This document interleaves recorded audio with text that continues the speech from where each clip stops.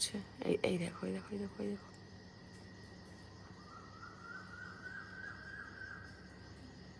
মানে এত কুয়াশা পড়েছে, কিন্তু এত কুয়াশা পড়েছে দেখো, বুঝতেই পারছো। দেখো আর একটু হাতটা জাস্ট।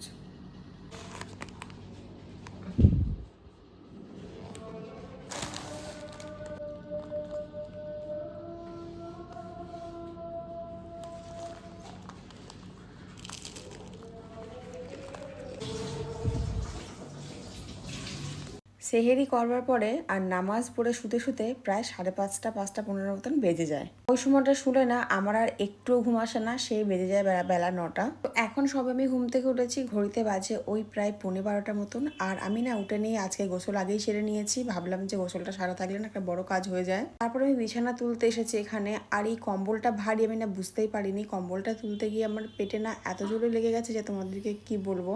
মানে আমার হাত দিয়ে লাগেনি বা কম্বলটার কোনো ধাক্কা লাগেনি, একটা ভেতর থেকে না টান মতো লাগলো, ভীষণ খিচুনি টাইপের একটা লাগলো, যেটার জন্য আমার প্রচন্ড পরিমাণে পেন হচ্ছিল। আমি পুরো বসে পড়েছিলাম ওখানে। তারপরে অনেকক্ষণ বসে পড়ার পরে না ঠিক হয়ে গেছিল। তারপরে আস্তে আস্তে বাকি ভাবলাম যে কাজগুলো রয়েছে সেগুলো করি, মানে চাদরটা পাল্টে বালিশগুলো ভালো করে গুছিয়ে দিই। তারপরে দেখলাম ঠিক সেম জিনিস দুবার আবার হলো আমার সাথে ওই জিনিসটা।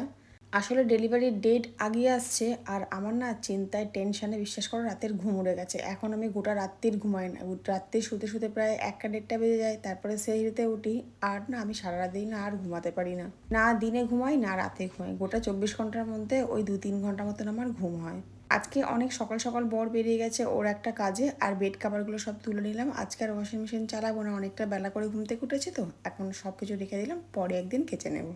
আচ্ছা তোমরা বলো তো, সারা দিনে কতবার বেবি মুভমেন্ট হওয়াটা সেফ, আর কতবার বেবি মুভমেন্ট না হলে ডাক্তার দেখাতে যেতে হয়? আমাকে ডাক্তার না বলেছে 10 থেকে 15 বার কাউন্ট করতে, যদি কোনোদিন একটু কম হয় না সেদিন আমার ভীষণ চিন্তা হয়।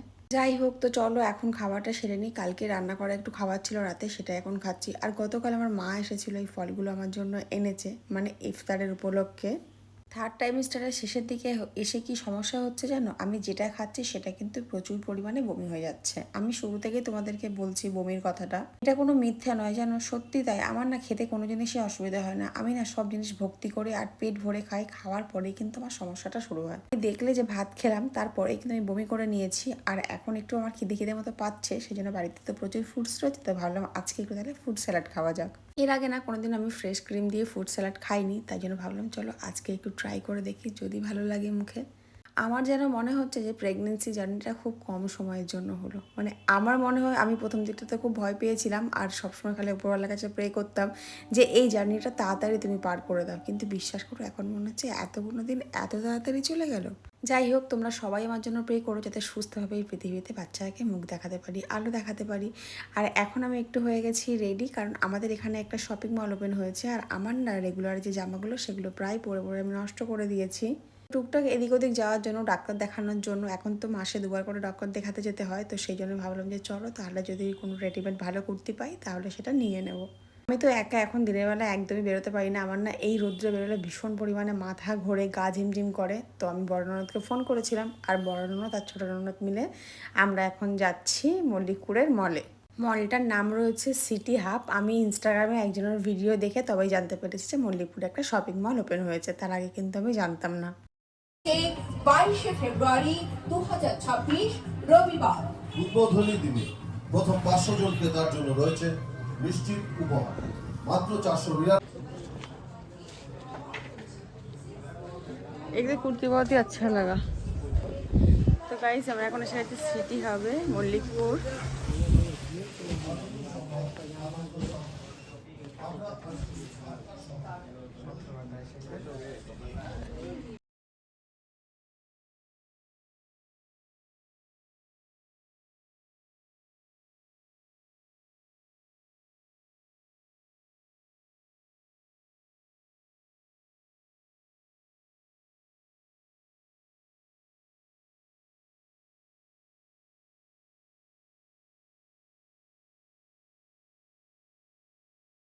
প্রথমবার আমি মহাব্বতের শরবত বানাচ্ছি। আজকে না কোনো তেলে ভাজাভুজি করব না, বরকে বলে দিয়েছি, ও ট্রেনে আছে। আর আমি বললাম যে চলো আজকে তারা তোমাদের একটু ভালো স্পেশাল শরবত বানানো যাক। আবার প্রথমে আমি না তরমুজটাকে ছোট ছোট টুকরো টুকরো করে কেটে নিয়েছি। গরম দুধ ফোটানো ছিল, সেই দুধের মধ্যে বরফ দিয়ে ভালো করে ঠান্ডা করে নিয়েছি। আর এখন এর মধ্যে একটু গোলাপ পানি মেশালাম, তারপরে তরমুজটা মিশিয়ে দিয়েছিলাম, আর সামান্য অল্প একটু চিনি আর রুয়াবজা ইউজ করেছিলাম। তারপরেই না দেখলাম যে এত সুন্দর দেখতে লাগছে, এত সুন্দর কালার হয়েছে আর এত সুন্দর টেস্ট হয়েছে যে তোমাদেরকে কি বলবো। তো চলো, এখন হয়ে গেছে ইফতারের টাইম, ইফতারটা করা যাক। ওদিকে আজান হতে আর বেশি সময় নেই, এদিকে বর তখন এসে পৌঁছায়নি। আমার খুব টেনশন হচ্ছিল না রাস্তাতেই আজান হয়ে যায়। তো বলতে বলতে ও বাড়িতে চলে এসেছে, আর আমি সব কিছু ওকে এগিয়ে দিচ্ছি যাতে টাইম মতন রোজাটা খুলতে পারে, কারণ সারাদিন তো বাইরে ছিল, খুবই কষ্ট হচ্ছিল ওর। আমার বর রোজা খুলে না ফল কম খায়, তেলের জিনিস আর শরবত একটু বেশি পছন্দ করে, সেই জন্য আজকে কোনো তেলে ভাজা বানাইনি আমি।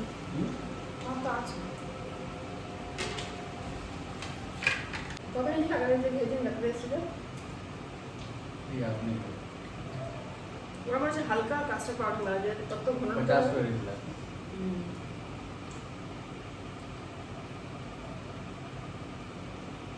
আলহামদুলিল্লাহ ইফতার কমপ্লিট হয়ে গেছে। আর এখন বরের ফরমাইশ হয়েছে একটু মাংস আর পুরি খাবে, সেটাই বানানো চলে এসেছি আমি রান্না করে। আজকে ভিডিওটা এখানে এন্ড করলাম। আল্লাহ হাফিজ, দেখা হচ্ছে নতুন ব্লগের সাথে।